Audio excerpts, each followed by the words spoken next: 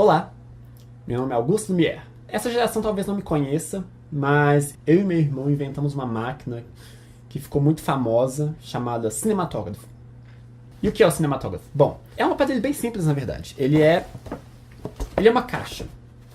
Ele é uma caixa com um furo no meio, uma caixa completamente preta por dentro, com um furo no meio. Esse furo vem uma luz para dentro dele e no fundo dele tem uma película de químicos que reage a essa luz que vem e transforma numa imagem. Na verdade, isso aí seria o modelo de uma câmera fotográfica. No nosso caso, o cinematógrafo, ele são 16 imagens que vão passando por segundo e dão uma ideia de movimento. Então são 16 fotinhas que vão dar uma ideia de movimento. E a gente projeta isso não é importante. E é uma máquina incrivelmente simples, uma máquina sem nada demais. Mas a gente não podia imaginar o tanto que ela seria revolucionária. O tanto que ela ia influenciar o mundo. E o porquê disso é que nós não inventamos apenas uma máquina de captar imagens em movimento.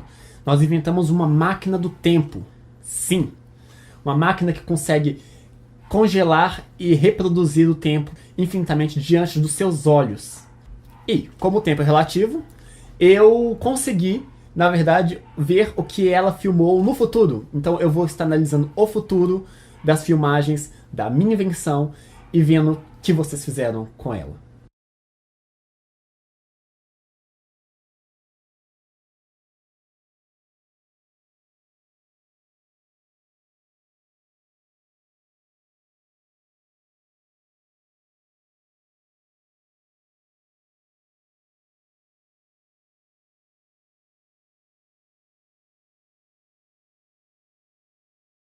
O que vocês fizeram com o mundo?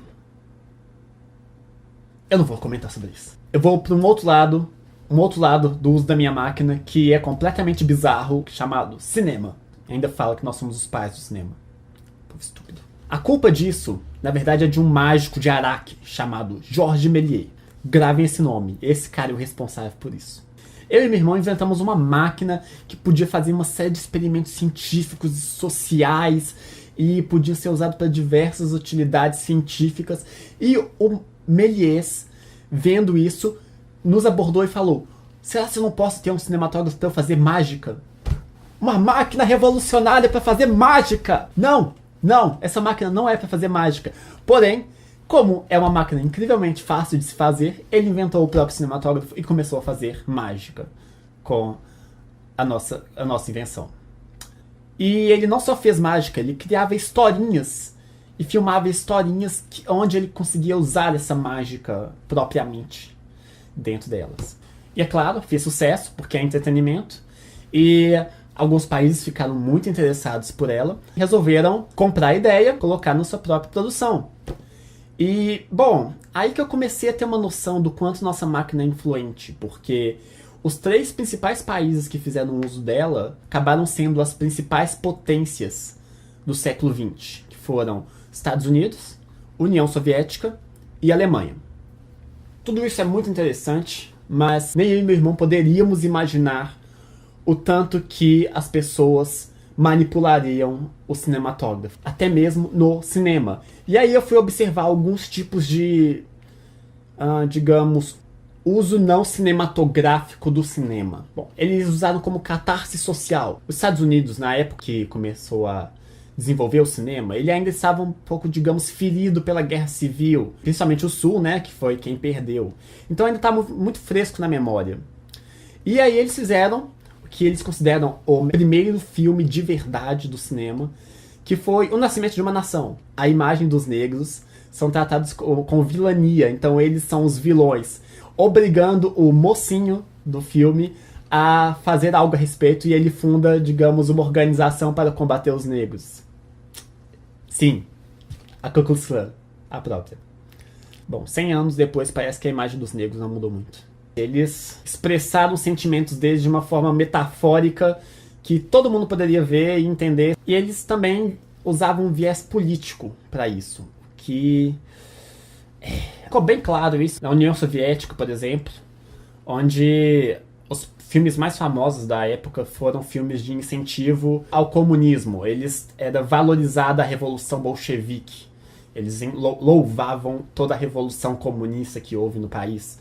E um dos principais cineastas que tiveram envolvidos nisso, que foi o Sergei Eisenstein, parece que é o nome dele, um nome esquisito. Os filmes deles, ele não só foi um cineasta, como ele foi um teórico a respeito da montagem do cinema. E ele faz uma coisa onde ele compara a montagem do cinema com a lógica de ideogramas chineses para construir uma comunicação que é muito complexo. E você vai assistir os filmes dele, você olha e pensa, o comunismo realmente pode ser uma boa. Inclusive nos Estados Unidos, eles tinham tanto medo do comunismo que até deportaram um dos maiores cineastas dos Estados Unidos, Charles Chaplin, por acusar ele de fazer propaganda comunista nos seus filmes. Bom, e se você olhar os filmes do Chaplin, realmente é um pouquinho parecido com o do Eisenstein, eu não vou negar. Já a Alemanha nazista foi além. Eu não sei descrever o que a Alemanha nazista fez com o cinema. Ela não só fez um cinema para poder louvar o poder dela, mostrando imagens incrivelmente grandiosas a respeito de toda a organização da Alemanha, como eles fizeram filmes também muito perigosos. Filmes, por exemplo, como O Eterno Judeu. Sie stellen unter den Tieren das Element der heimtückischen unterirdischen Zerstörung dar. Nicht anders als die Juden unter den Menschen. E sabe qual que é o pior? Funcionou! A população comprou, inclusive o ministro da propaganda da Alemanha foi um dos caras mais importantes do nazismo. E assim, toda essa propagação de ideias políticas e antissemitismo e racismo não seria um problema. Porque são só, no final das contas, seriam só opiniões pessoais, preconceituosas, mas pessoais das pessoas. Porém, aí vem o grande problema da máquina. O avanço da comunicação. Não só ela, mas uma série de outras máquinas começaram a revolucionar a comunicação no mundo, a ponto de que os países tinham acesso aos outros países e um influenciava o outro. E dentro deles eles conseguiram influenciar uma massa de pessoas muito grande. E todo esse avanço da comunicação fez que a propagação de ideias fosse maior, fazendo com que as pessoas se tornassem influenciadas pelaquela ideia. Uma ideia que, por exemplo, se você tivesse na Inquisição, os padres teriam que ameaçar te torturar e te matar para te convencer da ideia deles, basta a pessoa ligar uma tela e pronto, ela está convencida. A dominação territorial caiu por terra. Agora a dominação é ideológica. Um país não precisa estar fisicamente no lugar. Ele pode ligar telas no lugar e influenciar massas de pessoas para que as pessoas ouçam as ideias daquele país.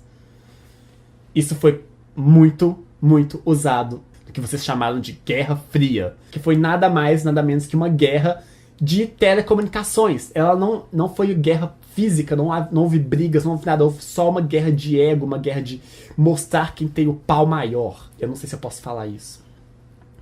E a nossa máquina foi fundamental para isso. E essa propagação de ideia é uma coisa tão perigosa e tão astuta, porque me fez preocupar. Existiu uma questão na virada do século XX para o século XXI que me deixou bem encabulado, porque eu vi essas filmagens de 2001.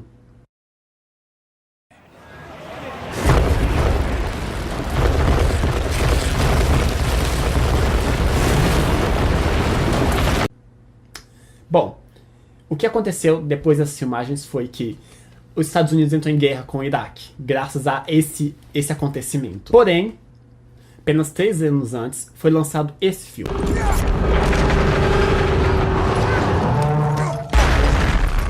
Tell her that when you found me, I was here, and I was with the only brothers that I have left. And there's no way I was gonna desert them. Bom, nesse filme, Resgate do Soldado Ryan, o filme incentiva um grande nacionalismo. E não só isso, ele diz para a população o quanto é necessário os Estados Unidos permanecer em guerra, o quanto ele é necessário em guerra, o quanto guerrear é algo patriótico, é algo bom para o mundo. 3 anos antes de haver um conflito que iria gerar uma guerra. E adivinha? Esse filme foi tão poderoso que esse filme de fato incentivou uma série de jovens a se alistarem no exército, sem mesmo saber que eles estariam entrando em guerra pouco tempo depois. Não estou afirmando nada, eu só estou vendo pelas filmagens. Mas essa manipulação parece que acontece muito. Tanto que uma série de guerras, como a Guerra do Golfo, a Guerra do Vietnã e a Segunda Guerra Mundial, foram aprovadas pela população por causa da disseminação da comunicação. Eles incentivaram, eles manipularam massas para poder incentivar ideologias políticas. Porém, de tudo, o que eu achei mais perigoso? A manipulação da própria imagem. O infeliz do Méliès resolveu manipular a imagem, fazer com que você estava vendo não seja necessariamente o que você estava vendo, seja uma ilusão de ótica. E, acredite ou não, isso foi muito bem utilizado ao longo do tempo. A ponto que eu vi isso.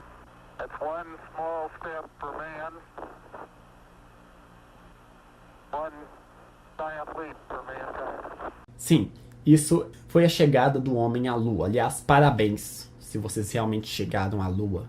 Interessante. E parece que não só o homem chegou à Lua, como as pessoas viram em tempo real ele na Lua. Imagina uma pessoa que na França, sentado, olhando diretamente para o homem na Lua. Que genial. Genial. Porém, o próprio Méliès colocou o homem na Lua 70 anos antes.